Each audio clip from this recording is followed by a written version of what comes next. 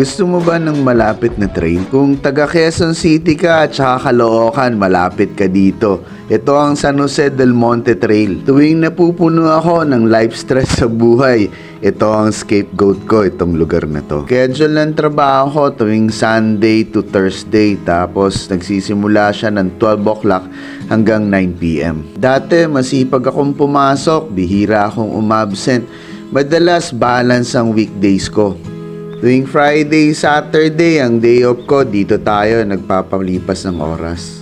Iba ang pakiramdam ko kapag nandito ako palagi. Tahimik ang lugar, walang vibration. Di tulad ng pag nasa syudad ka o nasa bahay ako, may parang vibration na hindi tumitigil, kaya parang kahit nagpapahinga ka ay para ka rin pagod. Maraming lagusan itong trail na to. Pwede kang magsimula sa San Jose del Monte, Bulacan kung taga Caloocan ka.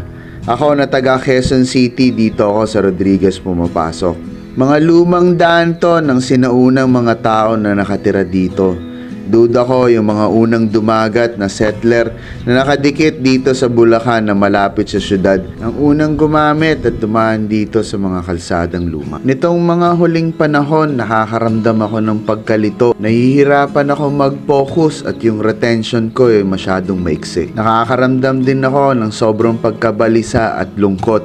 Hindi ko malaman kung saan ba siya nanggagaling, kung sa opisina ba siya o sa bahay.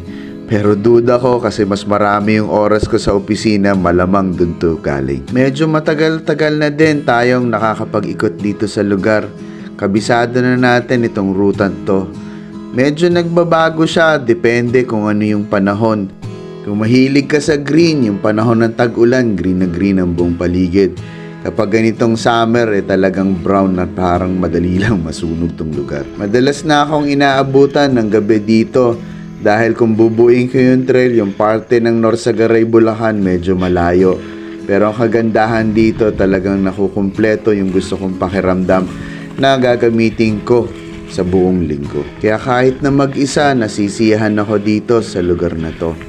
Mahilig din ako mag-record ng aking mga pinupuntahan tulad ng ginagawa ko ngayon dito. Yung magandang mga pictures na kukuha ko nasisiyahan ako sa memories na ginagawa ko. May dalawang significant landmark dito sa trail na nadadaanan ko. Dalawang lumang tulay. Naisip ko ang purpose nitong tulay na to na kapag tuwing tag-ulan, malakas yung tubig sa ilog. Mahirap tumawid dito sa mga lugar na to, kaya napaka-importante ng tulay dito. Noong unang panahon, sabi nila dito may mga sasakyang dumadaan at madalas ang mga tao dito dumadaan. Ngunit sa pagdaan ng panahon, maraming mga daanan ang nabuo dito at nakalimutan na itong lumang kalsada. Pero ngunit ngayon, nagsisilbi na lang siyang alaala. Sa ngayon, hindi siya prioridad na daanan. Ngunit nakikita ko ang pagunlad dito sa lugar.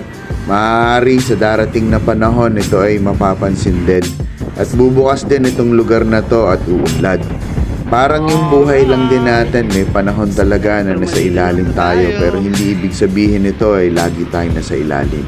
Umiikot ang mundo, laging may pag-asa.